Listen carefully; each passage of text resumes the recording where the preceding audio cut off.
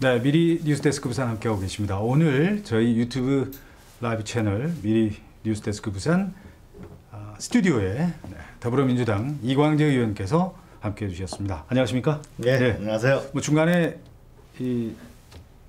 괜찮죠, 그죠? 네, 잘 보입니다. 예, 화면에 아주 잘 나오시는데, 네, 어떻습니까? 여기 스튜디오 와 보시니까? 네, 경치가 아주 좋고요. 네네. 우리 여기 제가 진짜 광안리 좋아하거든요. 네.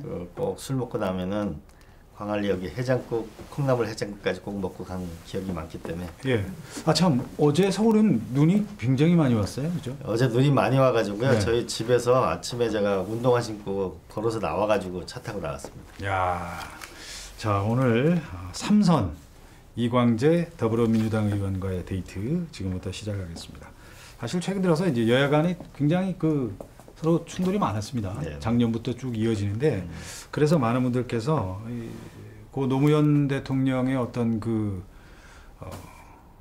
야당을 대하는 어떤 그런 마음이랄까요? 이런 부분에 대해서 많이 좀 그리워하는 분들이 많이 계세요. 예. 근데 직접 또 국정상황실장을 하셨잖아요. 참여정부 때. 그리고 옆에서 결국 이제 첫 발을 내딛게 된 것도 그 노무현 대통령과 함께 이제 시작을 하셨으니까 네네. 이 부분에 대해서 어떻게 생각하십니까? 왜들 이렇게 많이 부딪힐까요?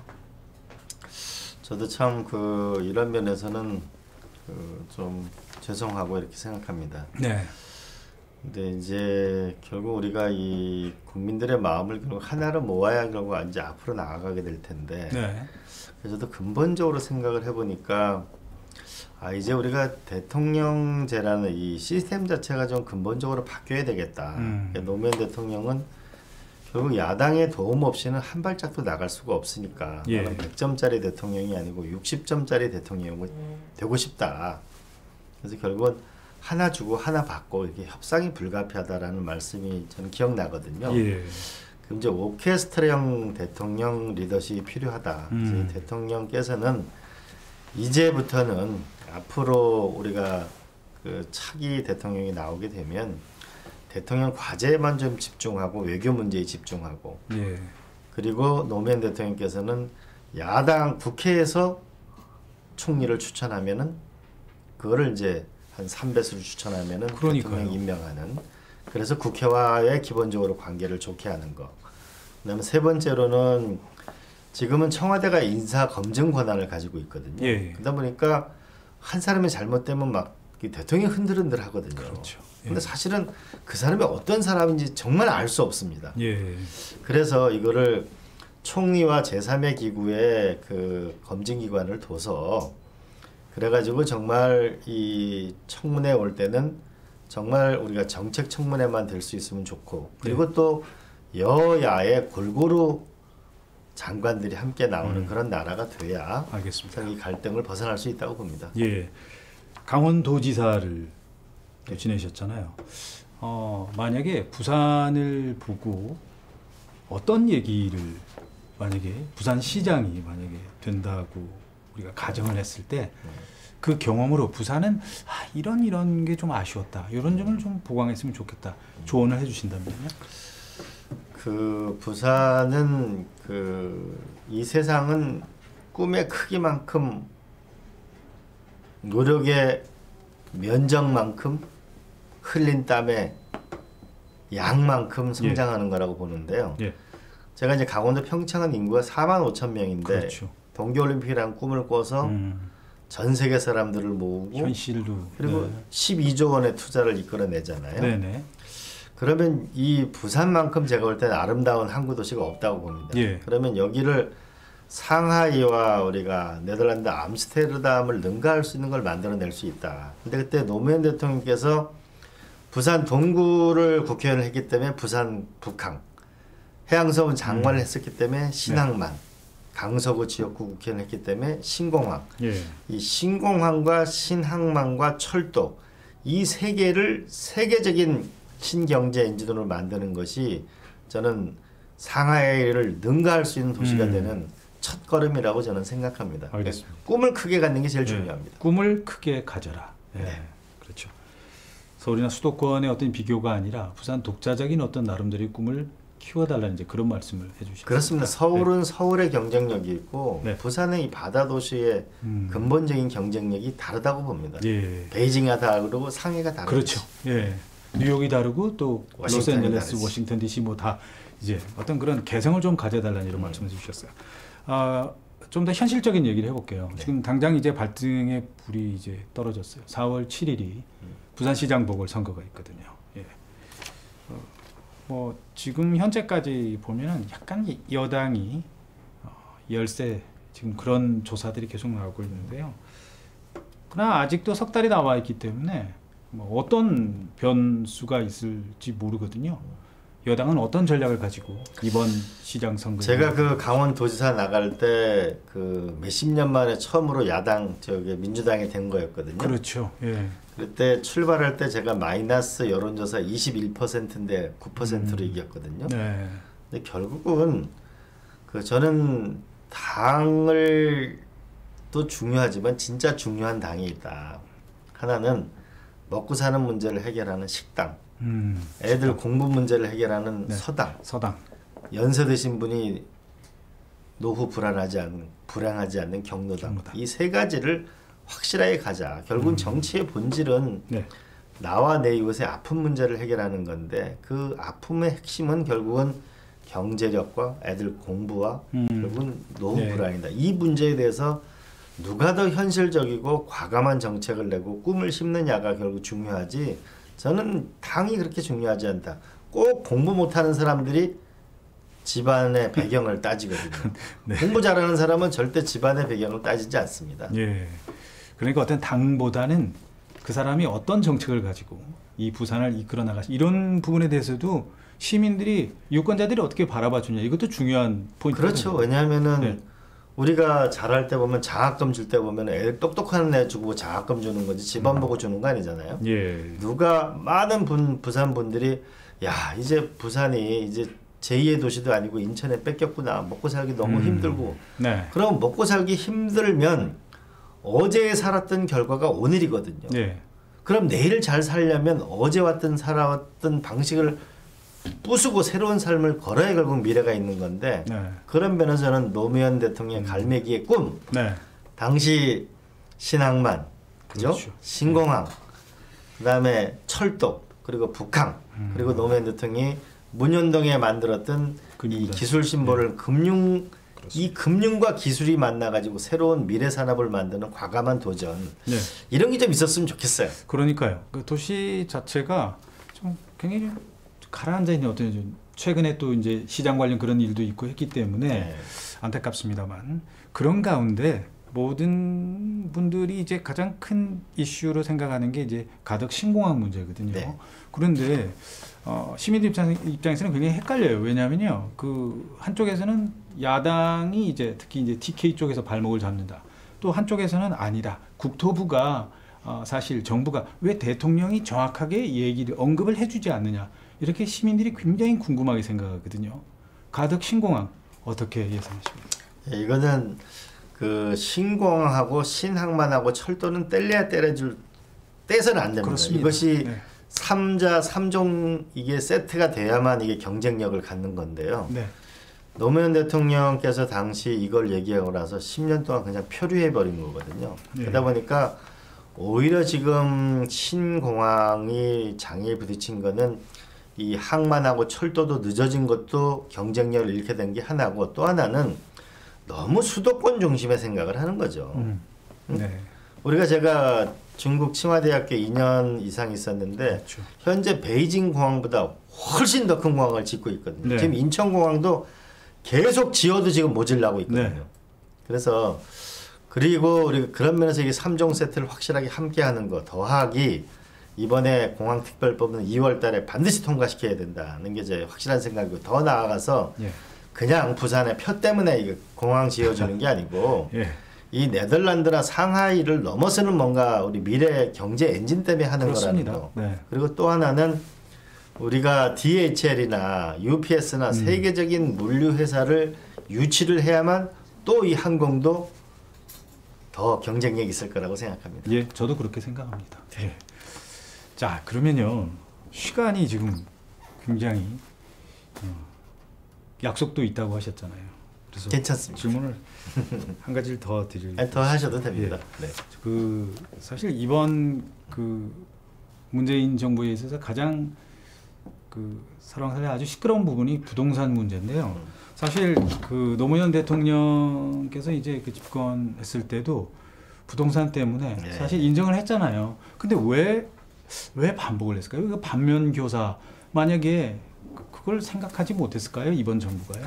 이게 그 부동산이 결국 냉탕 온탕 냉탕 온탕이 왔다 갔는데요. 네. 우리 김종인 대표 시절이 그때가 이제 완전히 그 뭐 비업무용 부동산을 매각해라 이제 굉장히 냉탕으로 갔다가 YSDJ가 오면서 이제 쭉 이제 경기 부양을 하다가 예. 노 대통령 때 와서 이게 이제 문제가 있는다라고 이제 했을 때는 이미 늦어버린 거고요. 돈이 너무 많이 풀려버린 예. 거죠. 그러다가 다시 이제 2008년 금융위기가 오고 하니까 또 이제 막 푸른 거죠, 이제. 그러다가 지금 이제 위기에 또 처했는데, 저는 이제 부동산이 흑역사를 끝냈으면 좋겠다. 그러려면은 그 첫 번째로는 그 우리가 너무 주거 복지로 생각하지 말고 사실 많은 분들은 이게 또 좀 집을 늘려가지고 돈을 벌고 하는 그렇죠. 이 욕망이 두 가지가 함께 있거든요. 예. 그래서 지금 현재는 우리가 만불 시대의 집이 너무 많습니다. 3만불 시대에 맞는 집이 필요하고요. 우리가 네. 아파트도 보면은 지하에 전부 주차장 있는 집을 가고 원하잖아요. 그렇죠. 네. 그리고 두 번째로는 이제 나홀로가 너무 늘어났기 때문에 새로운 집이 필요합니다. 그래서 저는 이제 과감한 공급 정책을 대대적으로 써야 된다. 그리고 나홀로도 편하게 살 수 있고 네. 더 나아가서 이번에 코로나 때문에 요양원에서 많이 돌아가셨거든요. 그렇죠. 예.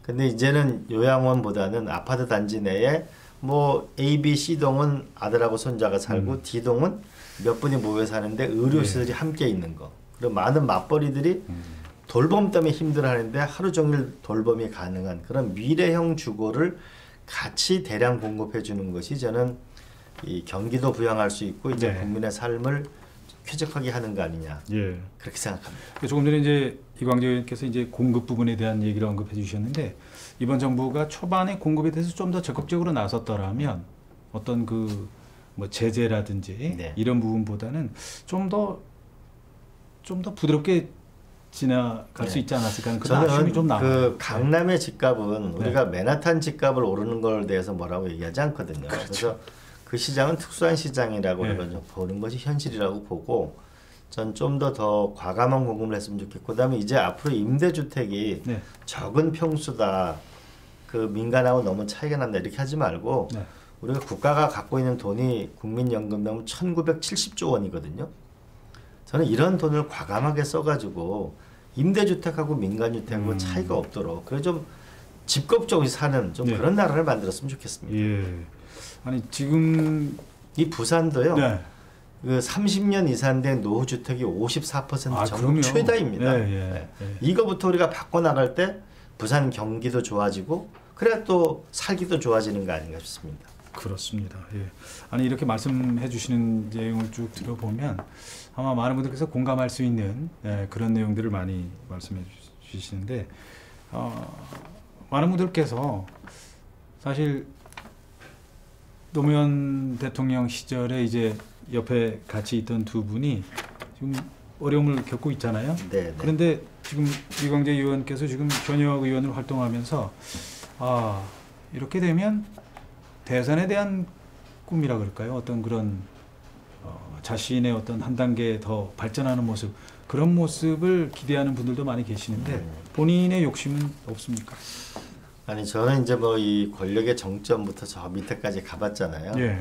그래서 이 권력이라는 게 처음에는 이 정말 뭐 굉장한 것 같지만 나중에는 이 화살이 종이 한 장을 뚫질 못합니다. 네. 그래서 오히려 권력을 많이 추구하는데 권력이라는 게 양파 까기 비슷한 건데 까도 양파거든요. 양파 계속 까면 눈물 나거든요. 예. 저는 그 양파 까는 것보다는 양파로 요리를 하는 일을 하려고 하는데 네. 그게 참 사실 김경수 지사를 좀 도우려고 노력했는데 지금 예. 참 힘들어요. 근데 제가 할 일은 이거는 있는 것 같습니다. 지금 대한민국 정치의 위기는 설계도 없이 집을 짓는 겁니다.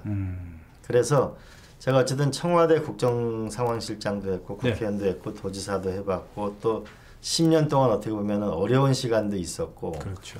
그러다 보니까 국가의 미래를 설계하는 거, 미국, 중국, 일본, 러시아 눈치 보지 않고 좀 당당하게 사는 거, 그죠? 또 독일 이상의 국력을 갖는 강력한 힘을 갖는 그런 디자인을 만들고 정책을 만드는 거, 이거를 먼저 하는 것이 제가 할 수 있는 일이라고 보고 이거를 많이 얘기해서 여야의 정치인들이 함께 좀 써서 좀 나라가 좀 앞으로 나가는 데 기여하는 게 제가 1차적으로 목표로 정한 겁니다. 알겠습니다. 기대를 하겠습니다. 마지막으로 이 질문은 꼭 드리고 싶었어요. 어떤 내용이었냐면 사실 저희들도 이제 뉴스를 만들고 이제 이러면서 많은 분들이 최근 들어서 굉장히 스트레스 그리고 그 짜증을 많이 내세요. 이게 무슨 얘기냐면 너무 싸우니까 뭐 여야 간의 갈등 뭐 이런 부분들 이게 계속 이어지고 있습니다. 이걸 좀 국민들에게 코로나19 때문에 더 힘든데 이런 걸 좀 덜어줄 수 있는 그런 방법은 없을까요? 저는 이게 정치 들어오면서 제가 이제 매일 아침 이제 한 6시 좀 넘으면 출근하거든요. 예. 왜 그러냐면 선거 때 나가 보니까 정말 가게 문을 열면은 정말 장사도 안 되고 명함을 돌릴 수도 없는 그런 것 때문인데 저는 이제 이거를 근본적으로 좀 넘어갔으면 좋겠습니다. 예. 그러기 위해서는 제가 중국에 갔었는데 제가 이렇게 물어봤어요. 중국 정치인들은 안 싸우나요? 그러니까 우리도 엄청 싸우죠. 근데 국민들 보는 앞에서는 안 싸워요. 예. 우리가 부부싸움 할 때도 애들 보는 데서는 가급적 안 싸우려고 그러잖아요. 우리도 치열하게 싸우죠. 그럼 어떻게 하시죠? 라고 하니까 존재하는 모든 것은 이유가 있어 존재하고 존재하는 모든 것은 값이 있기 때문에 협상을 하면 가능하다라고 얘기하더라고요. 저는 그 말에서 의미가 있다고 보는데요. 이제 앞으로의 새로운 대통령과 새로운 리더십은 오케스트라형 리더십, 국가의 설계도를 가지고 지휘하는 거잖아요. 예. 그래서 여야를 끌어모을 수 있는, 그러려면 결국은 권력을 나눠주고 권력을 나눌수록 저는 권력이 되게 커지는 거라고 생각합니다. 예. 그런 면에서 경청하는 게 필요하고 제가 이제 위경련 프로젝트가 필요하다. 예. 우리가 서로 위로해주고 예. 경청해주고 연대하는 이 대한민국을 만들어야 되는데 그 첫 시발로 이 코로나 극복 저는 된다고 보거든요. 예. 전 세계 가장 먼저 이 백신이 어떻다 뭐라 그러다 싸우지 말고 정말 이게 지금 장사 안 돼서 1년 동안 이 간호사, 사회복지사 정말 죽을 지경이거든요. 그렇죠. 예. 그러면은 저는 이거부터 제안합니다. 여야가 힘을 모아서 코로나부터 먼저 극복을 해보자. 그러면은 중앙정부는 예산을 조기 집행하고 많은 기업하고 강원도에서 하고 있는 겁니다. 예. 선결제 운동을 하는 겁니다. 중소기업, 중기한 우리의 그렇게 해서 먼저 위기를 넘어가는 거고 2월 달이면 치료제하고 백신이 투입되거든요. 그렇게 되면 가장 빨리 이건 백신하고 치료제를 투입해서 마음을 이때 한번 모아서 국민들 마음을 좀 따뜻하게 좀 그 위기를 넘어서 이 마스크 좀 안 쓰고 그리고 전 세계 먼저 되고 나면 이제 IT 다음에 생명과학으로 전 세계 우리가 먹고 사는 새로운 나라를 만들 거라는 좀 희망을 함께 얘기하는 이 코로나 공간에 이 우울하고 서로의 위로가 필요한 이 시기를 같이 넘겼으면 좋겠어요. 위기만이라도. 그러니까 오늘 이 만남의 마무리를 하자면 가장 중요한 거는 위경련 방금 말씀하셨던 이 우리가 함께 그렇죠? 위로하고 경청하고 연대하는 그래서 정말 그 많은 선거 얘기하기 이전에 우리가 국민들에게 대한 기본 도리는 국민들에게 이 상처받고 힘든 국민들 조그만 위로를 할 수 있는 우리가 조그만 공동 실천을 해서 빨리 마스크 없는 세상에 살도록 함께 노력했으면 좋겠습니다. 그리고 마지막으로 남긴 메시지는 부산 시민들께 바로 큰 꿈을 가지고 모두가 열심히 뛰자. 자, 그러기 위해서는 리더가 필요합니다. 과연 4월 7일 이 리더 정말 부산을 한 단계 업그레이드 시킬 수 있는 과연 그 인물은 누군지 여러분 지금부터 꼼꼼히 따져보시기 바랍니다. 오늘 더불어민주당 강원 원주 갑 3선 의원이죠. 오늘 이광재 의원께서 어렵게 교수들이 함께해 주셨는데 오늘 말씀 잘 드렸습니다. 고맙습니다. 네, 고맙습니다. 네, 부산시민 감사합니다. 여러분 힘내십시오. 네, 힘내십시오. 예, 네, 새해 복 많이 받으시죠. 예, 고맙습니다. 고맙습니다. 예.